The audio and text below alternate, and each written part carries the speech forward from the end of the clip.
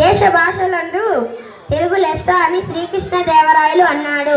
నన్నయ్య, తిక్కన్న, ఎర్రన్న, తెనాలి రామకృష్ణుడు, వేమన, పోతన, బద్దెన ఇంకా ఎంతో మంది మహామహులు చేసిన రచనల్లో తెలుగు జాతి గౌరవాన్ని, భాష స్థాయిని ఆకాశానికి ఎక్కించాయి.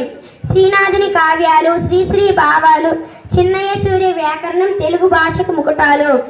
నండూరి, దేవులపల్లి, గురజాడ, గుర్రంజాసులు తదితరులు తమ రచనల్లో సామాజిక సమస్యలపై అవగాహన కల్పించారు. ఆగస్టు 29న ప్రత్యేకత ఏంటంటే తెలుగు భాష అభివృద్ధికై ఎంతో కృషి చేసిన గిడుగు వెంకట రామమూర్తి గారి జయంతి రోజున ఈరోజు తెలుగు భాషా దినోత్సవం జరుపుకుంటాము. ఈరోజు అందరి సమక్షంలో నా మాతృభాషలో మాట్లాడే విద్యార్థులకు అందరికీ నా ధన్యవాదములు.